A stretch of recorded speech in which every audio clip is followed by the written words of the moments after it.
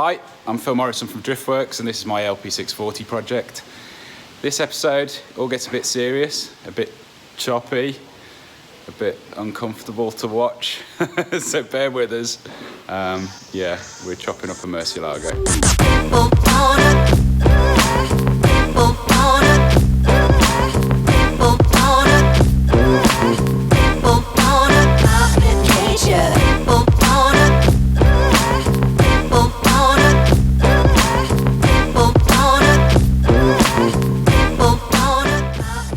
So I'm back at Driftworks with the Murcielago, and I thought I'd quickly explain the process, or the thought process, what's going through my mind here. I need to make a quick apology. I'm an idiot. I picked up the GoPro again, forgetting how terrible the audio quality is. I'm doing my best to fix it in Final Cut, but it's just absolutely atrocious. I can't refilm it, so I figured you'd kind of rather watch it with terrible audio than not watch it at all. But yeah, I'll make sure it doesn't happen again. On a side note, the tripod I'm using for my iPhone is pretty cool.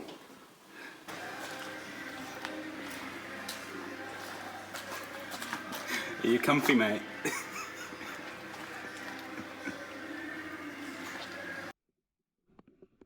Looks awesome. Had a fair idea what we were getting into with trying to fit race parts to this car, especially because I was already running it about as low as you can run an LP640 with the big-ish wheels at the front. And I'd done lots of research on sort of how the race cars mount these panels and what goes on underneath them. And one of those pictures is here. As you can see, there is next to nothing here. It's all basically just completely chopped out, including the door hinge, which would be supported here normally. And they've basically got this tiny little hinge, looks like something out of a shed, supporting the carbon fibre door. Carbon fibre door probably weighs a total of 5 kilos. My doors are the original steel ones, part of a safety cell, and they basically probably weigh about, I don't know, 50 kilos, something like that, with everything in them. So to start the process, I basically had to have Gaz at TJR remove the original front fenders.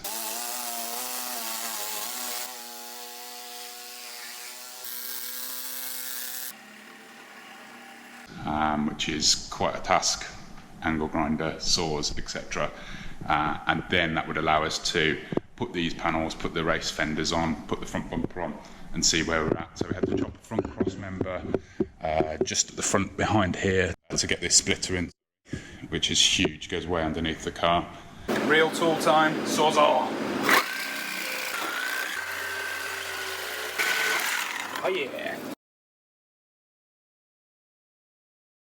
And then kind of the reality of what I've got myself in for is clear to be seen, because as I said, my car was pretty low before. I don't know exactly how much it was lowered, but maybe about 60 mil over stock. This now, sitting at this ride height, is an additional, I reckon, an additional 60 mil, let's say. I sort of measured it out about 55, but sitting here, it's slightly lower. It's maybe 60 mil lower than that. And obviously that means that basically I don't know whether you'll be able to see in there, but the tyre is so high up. And this is kind of the same diameter tyre, same rolling radius as the RGT race cars use. In fact, this one's slightly smaller because they have massively restricted lock on a race car, and I'm going to need to be able to turn. We have just basically hacked so much metal out of this thing.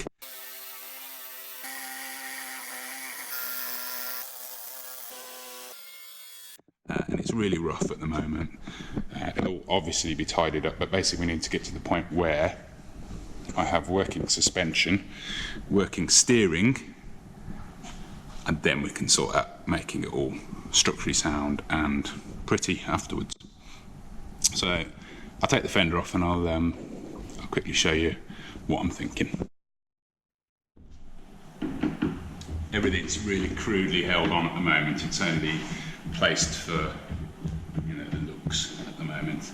Part of the reason why it's back at Driftworks rather than going directly to Dynatalk next door to start the fabrication side of things is because we had Hooligan visit.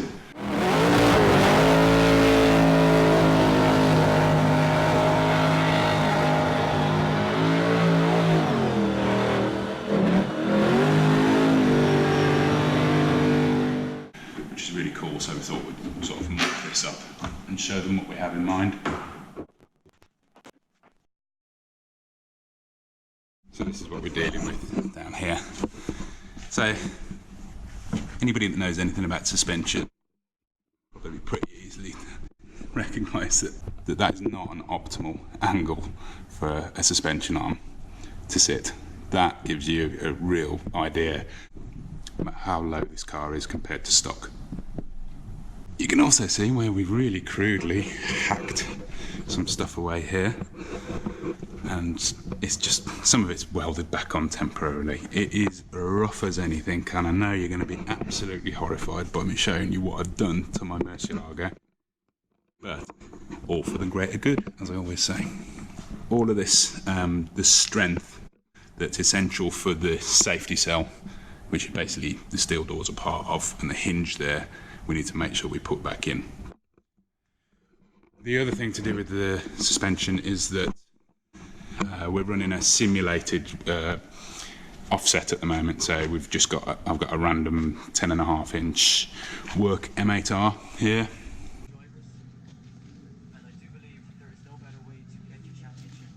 That I've put a spacer on, and it kind of brought it out almost to where it needs to be, not quite. But the problem is with doing this with offset on a wheel is that what happens when you push it out with spacers or offset on a wheel like this, you create this scrub radius. Basically the wheel travels like this when turning rather than like this, and that means that that's just going to plough straight into the back of the firewall here. So what we're going to probably do is we're going to remake these suspension arms upper and lower, and part of that, what I'm also going to do is probably make it so that the coilover mounts through the top arm and actually mounts to that, so it passes through here and mounts onto the bottom arm. So that'll allow us to use a longer coilover and hopefully be able to have some kind of hydraulic lift still in there, because that is not daily driver friendly. So yeah, I guess I'm going to continue taking the panels off this again. Got to refit the front suspension, the struts, and essentially get it round to Dynatalk next door and start the fabrication.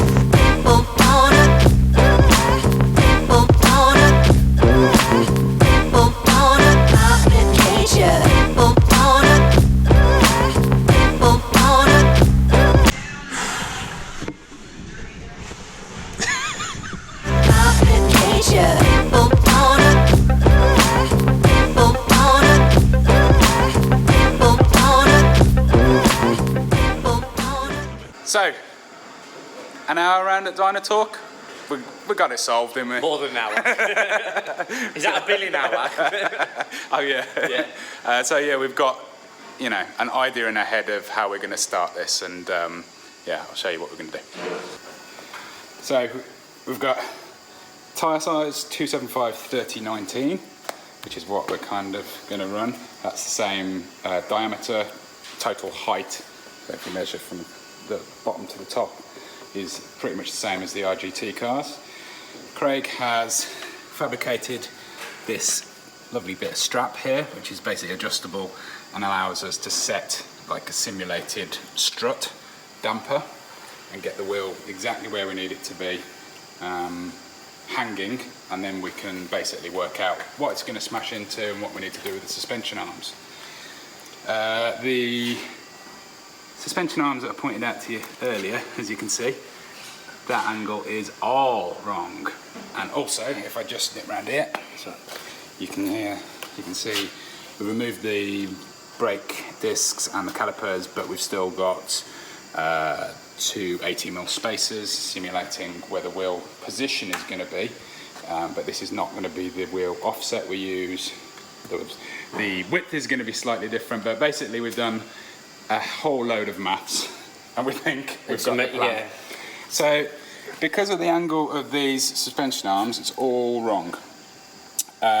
We've done a measurement of dropping this down to the arm is flat, and that's basically an exact 100mm is what we've measured that to. And when you bring this arm flat, it actually brings the pivot point of the knuckle further out, which is what we're trying to do. We're trying to bring the pivot point out, which is going in the right direction to what we want. So we've got a plan. Basically, we're gonna make new arms, move the shock from the top. When it's four-wheel drive, originally the shock was obviously mounted at the top here, which now allows us to put a longer shock onto the bottom wishbone, which we're going to remake. And we're going to strengthen that basically. It's basically going to have kind of a shock mount around there and a strengthened arm. And then move these points up. Well, we've calculated 100mm. We'll measure, double check just sure, but we're pretty sure that's bang on 100mm to get them back into nice angle. Yeah, and when those are in a nice angle, it gives us 14mm better extension on that arm for the pivot point to go out 14mm. And then we've just worked out all of the wheel offset stuff as well. Which basically means that we are going to also lengthen these arms by, was it 24mm? It's 24mm. I've got it written down somewhere. So yeah, we're making longer arms, mounted in the correct position, higher up on the chassis, and also we're going to use rose joints on it. So we jumped ahead in time a little bit here because we had a bit of a change of plan. So what we were originally looking to do, this is the lower arm here, and same way we discussed about the top arm raising the inboard chassis mounts for that arm, we were thinking about bringing this up here and moving the rack up as well. But actually we thought what might be nicer is if we look at doing essentially a drop knuckle kind of for the bottom ball joint here and the steering arm on the actual knuckle itself. So what we're currently thinking is we're going to create an adapter to space this down as far as we can go without contacting the wheel. Same goes for the steering arm, and then basically some webbing, triangulation, bolt it all together and weld it all up once we're happy with it, and that will give us basically the same drop, roll centre correction, using the bottom arm this way and the tie rod this way, and then top arm would basically be moving these mounts up, which would work quite nicely together. It seems like a much happier solution for us, doesn't it? It is, yeah. I mean, we looked at even moving the rack. You can see it's all on like a weird hexagon type octane shape.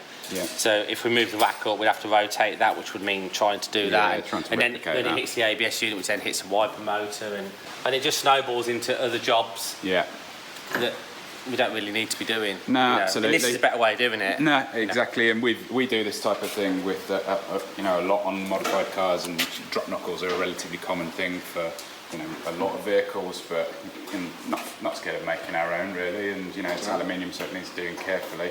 But it's actually a really nice bit of cast aluminium. We've got metal steel inserts that need removing from it, which we'll put back in the other end. But we might convert that lower arm to rod end on the outside as well. We're already going to do rod ends on the inboard side. We might do a massive one there as well. Gives us a bit more room. But it looks like we can get about 90mm drop on that. Obviously it needs to be bloody strong because it's a huge leverage point. But yeah, see how we get on with that. We've got to order some metal. We've got to order some rose joints, some rod ends, and start fabricating.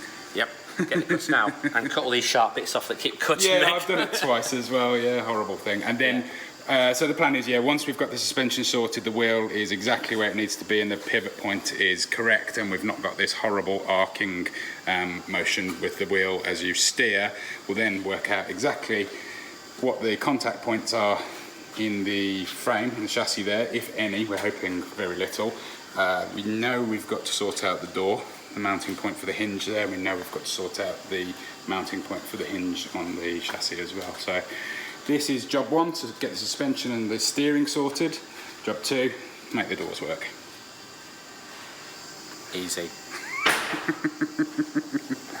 So that's about it for this episode, I think. We're hopefully at the end of the uncomfortable, horrific chopping up of the Lamborghini, and the rest, Really? yeah, the rest will hopefully be more nice engineering than angle grinders and sawzalls. But yeah, hope you liked it anyway, as horrific as it was. Make sure you give us a like, make sure you're subscribed, because this is going to be a big old project now. If you haven't seen the older videos, I suggest checking them out. The engineering in them is a lot better than what you've seen in this video here today. But yeah, thanks for watching, and yeah, we'll see you next time. Cheers. At Driftworks, we've helped over 50,000 happy customers since 2004. Our huge online parts store is simple to use, with superb shipping rates to anywhere in the world, and finance options available for UK customers. We live and breathe wheel fitment, so if you have any questions about your own car or any of our products before placing an order, please drop us an email at shop@driftworks.com or give us a call. Thanks for watching.